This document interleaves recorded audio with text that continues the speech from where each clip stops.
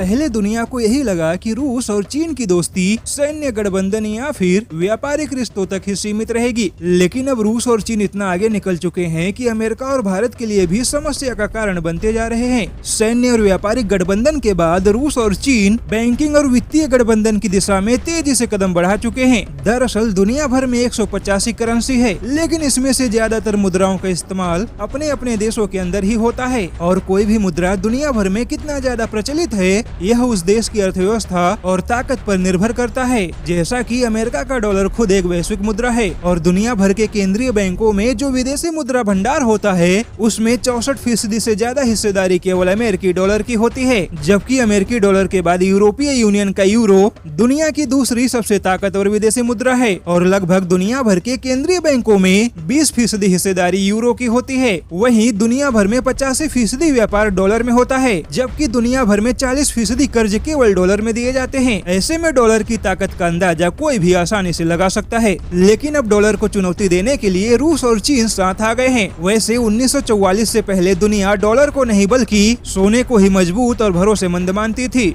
लेकिन इस समय डॉलर ही दुनिया का सबसे सुरक्षित मुद्रा है। और अब अमेरिका ने जो आंकड़े जारी किए हैं उससे पता चलता है कि रूस और चीन ने डॉलर में व्यापार करना तेजी से कम कर दिया है। पिछले साल के आंकड़ों के मुताबिक रूस और चीन ने केवल 86% व्यापार डॉलर में किया, वहीं 30% व्यापार यूरो में किया है और 24% व्यापार अपने क्षेत्रीय मुद्रा में किया है, जबकि इससे पहले दोनों ही देश 90% का व्यापार केवल डॉलर में करते थे। हालांकि चीन कई बार यह कोशिश कर चुका है कि रूस और भारत चीन की मुद्रा को वैश्विक मुद्रा के रूप में स्वीकार करे, लेकिन अब भारत जैसे देश जो कि अमेरिकी मुद्रा पर ज्यादा निर्भर है, ऐसे देशों के सामने रूस और चीन के बढ़ते वित्तीय और बैंकिंग गठबंधन को कमजोर करने की बहुत बड़ी चुनौती सामने खड़ी हो गई है। क्योंकि चीन के मुद्रा का प्रभाव बढ़ता है तो यह किसी भी सूरत में भारत के लिए अच्छे संकेत नहीं है। रूस ने तो 2014 से ही अमेरिकी डॉलर में व्यापार करना कम कर दिया है और चीन भी उसी रास्ते पर निकल पड़ा है, लेकिन भारत न तो डॉलर को नजरअंदाज कर सकता है और न ही चीनी मुद्रा का बढ़ता प्रभाव भारत के हक में है। ऐसे में रूस और चीन की तरफ से डॉलर को खत्म करने की कोशिश भारत के लिए भी खतरे की घंटी है